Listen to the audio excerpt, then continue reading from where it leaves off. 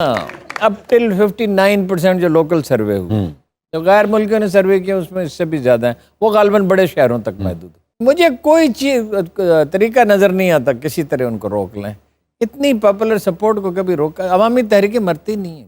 ہاں یہ تو میری بیگم بھی کہتی ہیں کہ آپ نے جو اچھے کام کیا اس کی حمایت کرتے ہیں۔ بس اس پہ بات خان صاحب ایسے پچھلی باتیں یاد نہیں رکھتے، یہ لوگوں کو اندازہ نہیں ہے کہ پچھلی باتیں بھول جاتے ہیں۔ انہوں نے مجھے کہا کہ تم نہیں جا سکتے، میں نے کہا میں جا رہا ہوں حضور، مجھے کام ہے۔ خان صاحب کہتے تھے کہ میرے سوا تم واحد آدمی ہو جس بات پہ بلیو کرتے ہو کہ میں پرائم منسٹر بن جاؤں گا۔ میں نے انہیں اس دن ایک واقعہ سنایا تو بالکل حیرت زدہ ہی رہ گئے۔ ابھی یہ پہلے یعنی یہ کوئی 15 برس پہلے کی بات ہوگی۔ 16 انہوں نے کہا تم واحد آدمی ہو جو بلیو کرتے ہو۔ میں نے کہا خیال اللہ کی طرف سے ہوتا ہے، میرے دل میں یہ خیال جم گیا۔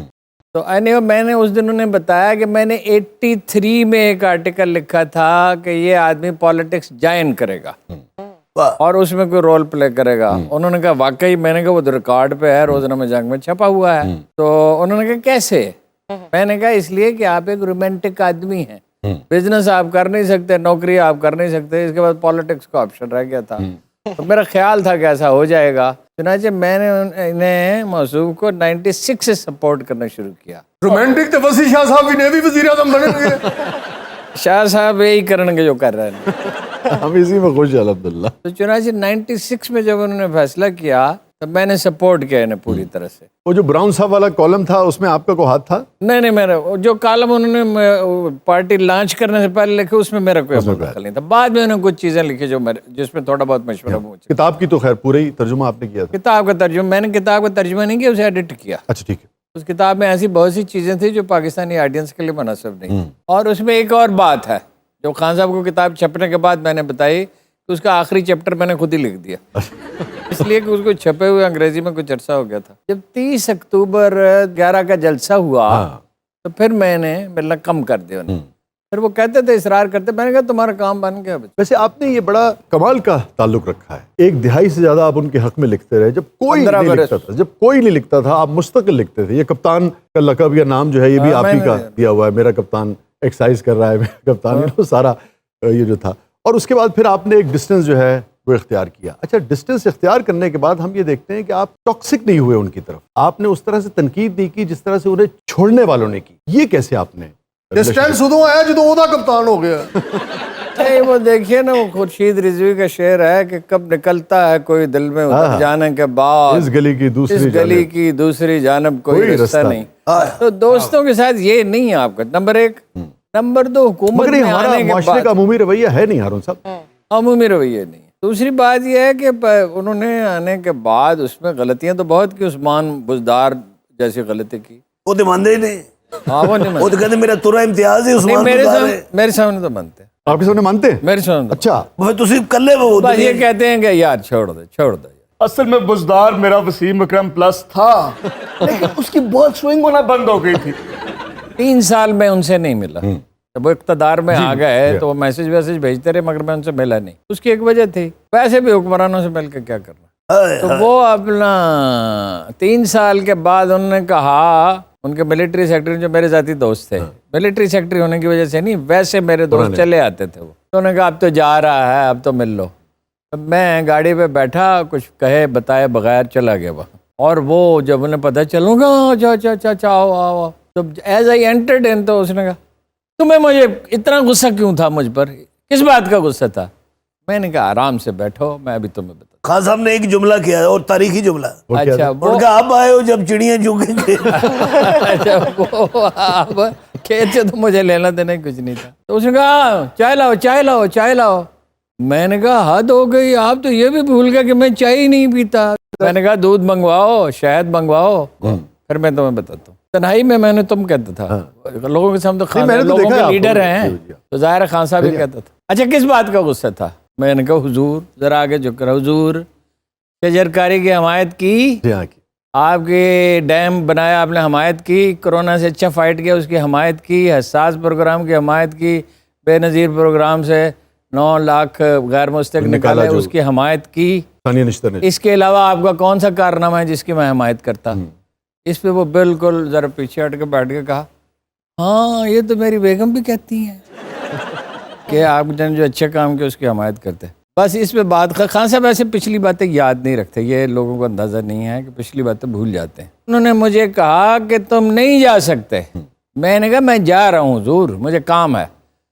مگر پھر 5 گھنٹے انہوں نے مجھے جانے نہیں دیا. اس دن میں نے بڑی گہری دل کی بات صرف ایک بات کی کہ عثمان بزدار کے ہوتے ہوئے پنجاب چل سکتا. میں نے کہا نہیں.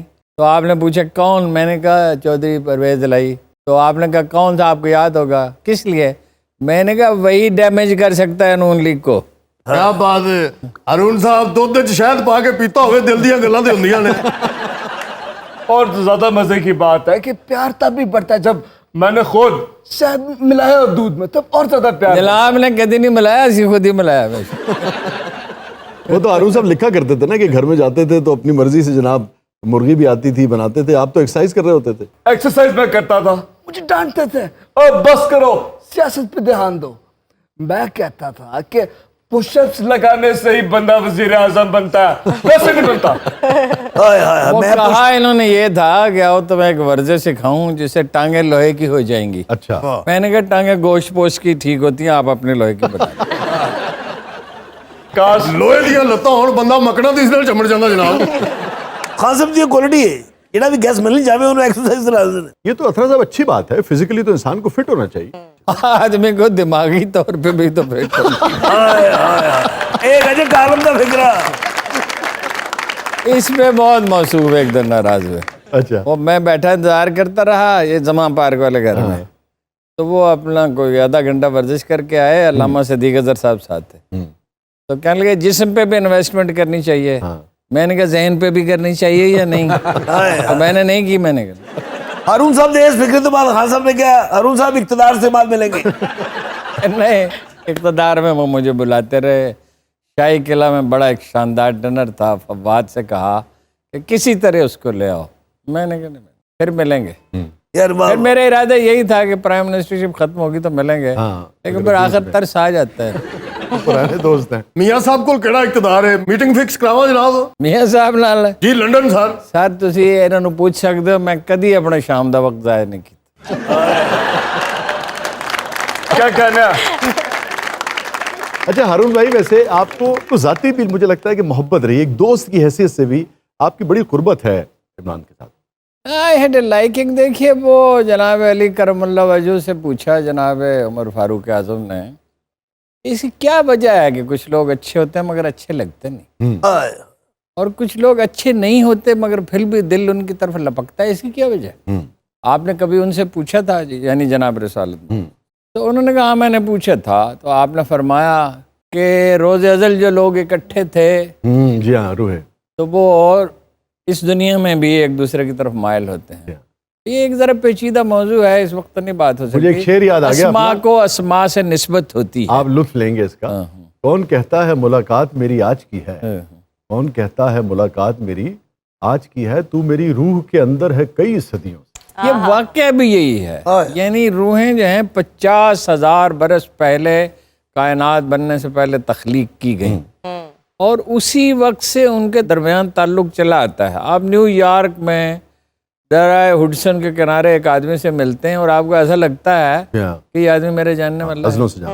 ارون صاحب نے 50,000 سال پہلے کہتا سی عمران خان تو وزیر اعظم ہے. اگلے وزیر اعظم ہو سکتے ہیں, جتنے سروے ہوئے ہیں اس میں پاپولیرٹی تو ان کی ہے. اچھا یہ اب ایک سنجیدہ گفتگو شروع ہو گئی ہے, لیکن دلوں نہیں کہہ رہے. نہیں میں ہو سکتے ہیں. نہیں وہ تو دل سے کہتے تھے کہ رکاوٹیں تو ہمیشہ ہوتی, ان کی تو سپورٹ ہمیشہ رہی ہے, وہ دل سے تو کہہ رہے ہیں. سوال یہ ہے کہ حالات کیا اب ایسے پیدا ہوں گے یا حالات اس کی اجازت دیں گے کہ نہیں؟ کہ پالیٹکس میں آدمی امپورٹنٹ نہیں ہوتا, سچویشن امپورٹنٹ. یار واہ واہ اور سچویشن بدلتی رہتی ہے. واہ. حضرت علی کرم اللہ وجہ کا کال ہے نا کہ جنگ جو ہے وہ ہنڈولے کی طرح ہوتی ہے, کبھی اوپر جاتی ہے کبھی نیچے آتی ہے. اسی طرح سے سیاست بھی ہے. ایک شعر ہے نا جو تھی, مشکلیں مجھ پہ پڑی اتنی کہ آسان ہو گئی. کیوں ہارون بھائی, ایسے آپ کو لگتا ہے کہ مستقبل قریب میں دوبارہ ہو سکتے ہیں؟ میرا شعر زمین تے چھوڑتا تھا. اس وقت تو دیکھیے نا, اب ٹل 59% جو لوکل سروے ہوئے, جو غیر ملکیوں نے سروے کیا اس میں اس سے بھی زیادہ ہیں, وہ غالباً بڑے شہروں تک محدود ہے. مجھے کوئی چیز طریقہ نظر نہیں آتا کسی طرح ان کو روک لیں इतनी पॉपुलर सपोर्ट को कभी रोका? अवामी तहरीकें मरती नहीं है। हारून साहब, अच्छा हारून भाई, ये बहरूप नगर से मरियम नवाज साहबा भी तशरीफ लाई। जी जी।